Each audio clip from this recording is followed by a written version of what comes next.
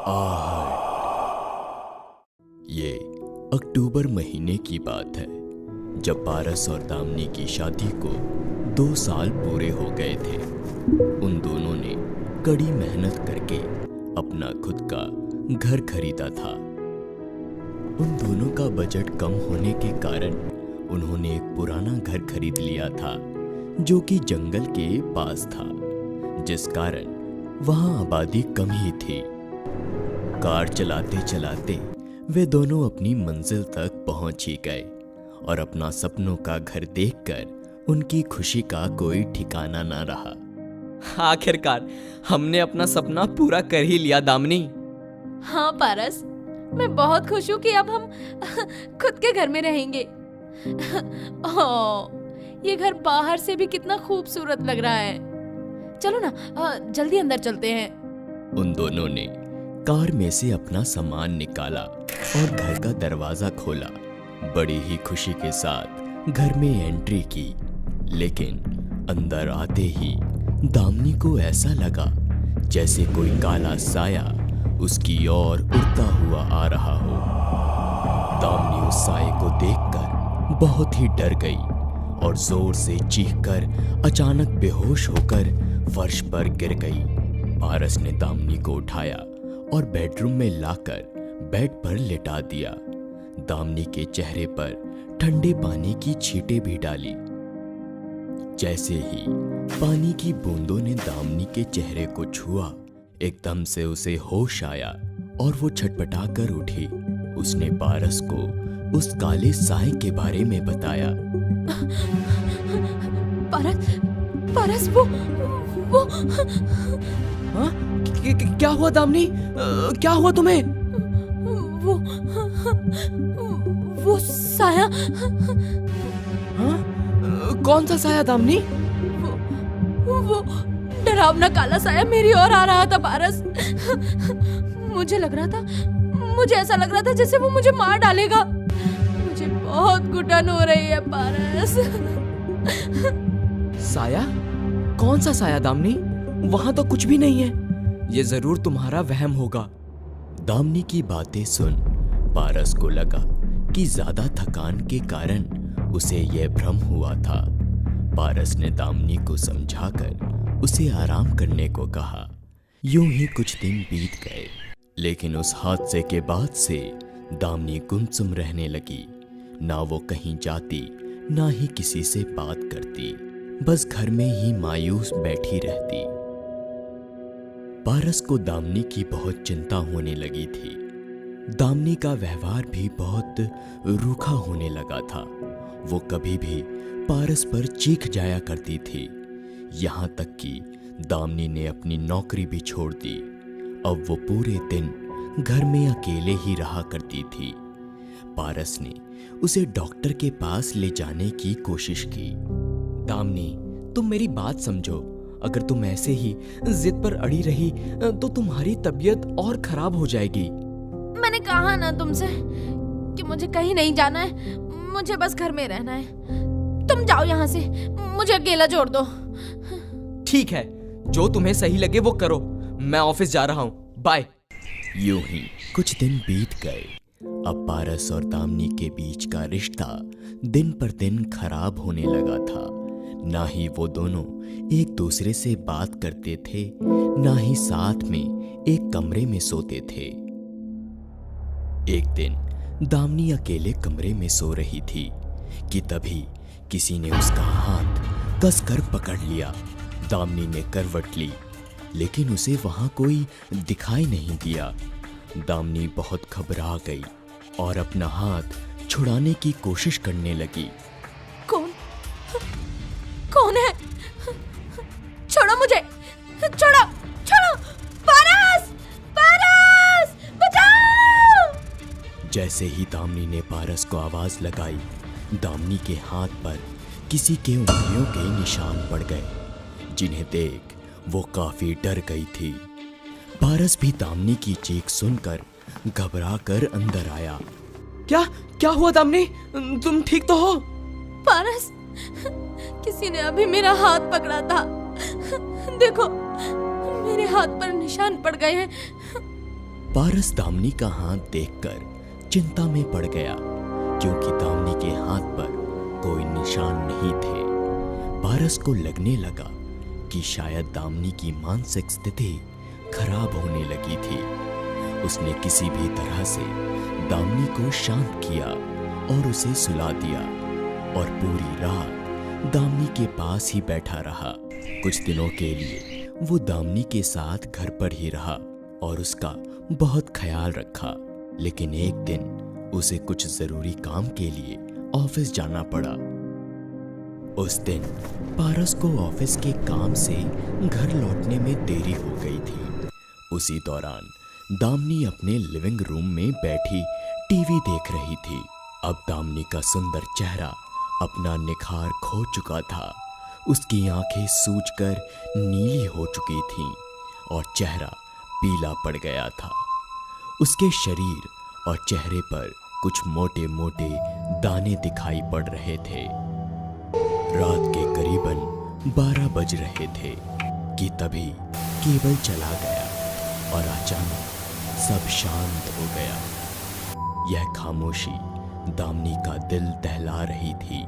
दामिनी उठकर किचन की ओर जाने लगी कि तभी पीछे स्टोर रूम का दरवाजा अपने आप खुल गया।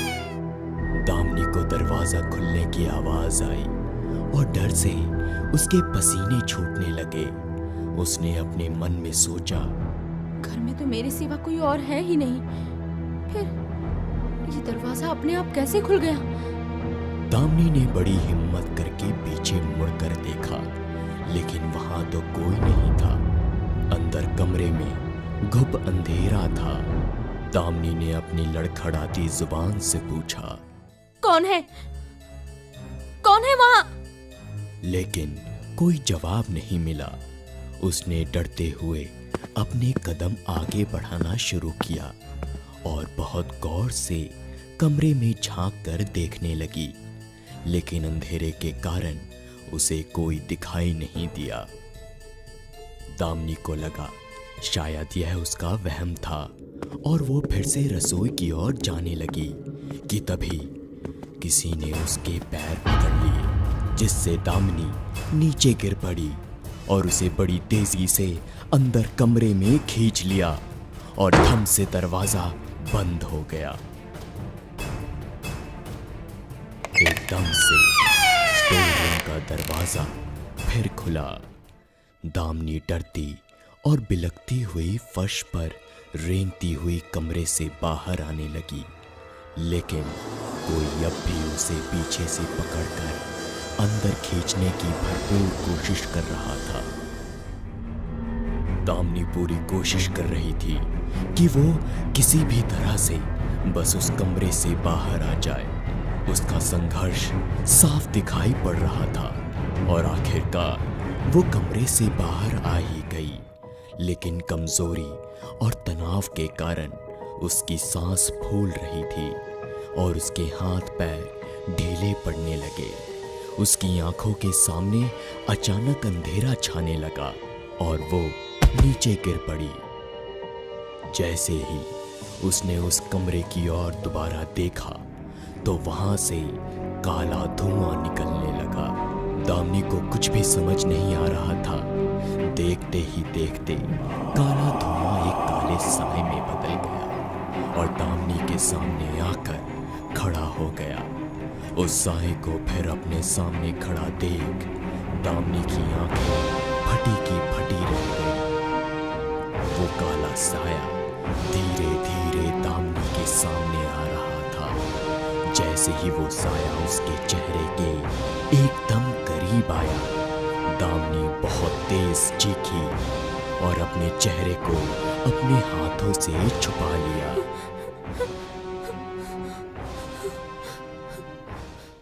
अचानक घर का दरवाजा खुला और पारस सामने आया। दामिनी को इस कदर बेबस जमीन पर गिरा देखकर वो जोर से चीखा, दामिनी!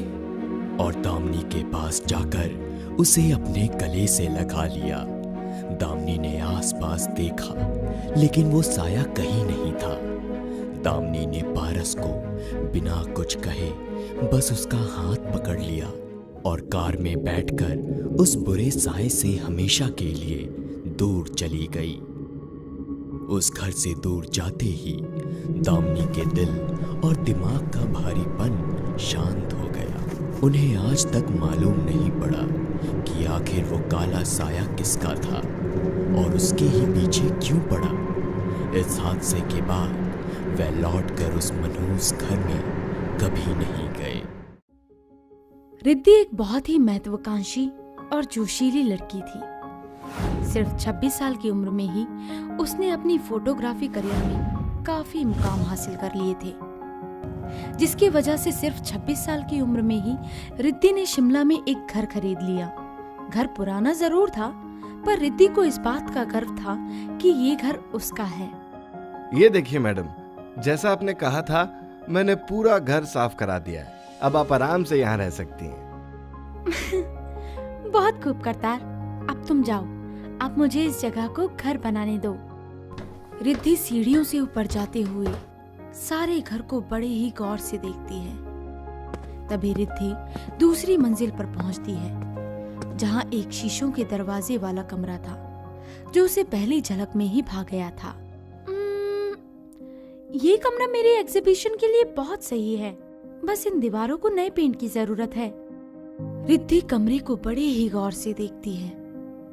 रिद्धि को दीवार छूने पर एहसास होता है कि दीवारों पर लगा वॉलपेपर काफी सालों पुराना है। रिद्धि वॉलपेपर पर हाथ लगाती हुई आगे बढ़ती है। तभी रिद्धि को एहसास होता है कि उसके पीछे की दीवार में से जैसे कोई टक टक की आवाज आ रही हो। रिद्धि उस दीवार की तरफ आगे जाती है और धीरे धीरे हाथ फेरते हुए उसका हाथ साइड से उखड़ते हुए वॉलपेपर पर आकर रुक जाता है। हाँ, लगता है इतने सालों से जैसे इस कमरे को किसी ने इस्तेमाल ही नहीं किया हो। मुझे बिल्कुल भी पसंद नहीं है। इतना बोलकर रिद्धि वॉलपेपर को हाथ से खींचकर निकालने लगती है। टेढ़ा मेढ़ा जैसा भी हो सका, रिद्धि वॉलपेपर को निकाल देती है और तभी उस दीवार पर अजीब से निशान को देखकर वो परेशान हो जाती है। अब ये तो ऐसा महसूस हो रहा है जैसे किसी ने इस दीवार को नोचा हो, पर मुझे इस बारे में किसी ने कुछ बताया क्यों नहीं। रिद्धि उन निशानों को छूकर महसूस कर ही रही होती है कि तभी करतार वहां पहुंच जाता है। अरे मैडम, ये आपने क्या किया? आप कुछ नहीं करतार, बस मुझे ये पुराना स्टाइल पसंद नहीं है। मैं इस कमरे को अपने हिसाब से पेंट करूंगी। वैसे मुझे ये जानना है कि ये निशान किस चीज के हैं। करतार बड़े ही गौर से उन निशानों को और सूखे धब्बों को खींचकर असमंजस में पड़ जाता है। करतार धीरे से उन निशानों पर अपनी उंगलियां फेरता है। तभी उसे चीखने की आवाजें सुनाई देती हैं और वो डरकर अपने कदमों को पीछे हटा लेता है। क्या हुआ करतार? क्या तुम्हें पता है ये सब क्या है? नहीं मैडम, मुझे नहीं पता। वैसे भी ये बंगला तो आजादी के टाइम से भी पुराना है। मुझे सिर्फ इतना पता है कि ये बंगला एक इंग्लिश लेडी का था। इतना बोलकर करतार पल भर के लिए बस शांत खड़ा रहता है। रिद्धि करतार के रंग उड़े चेहरे को भांप लेती है और करतार को पेंट लाने के लिए भेज देती है। रिद्धि को एहसास होता है कि अब वो घर पूरा खाली है।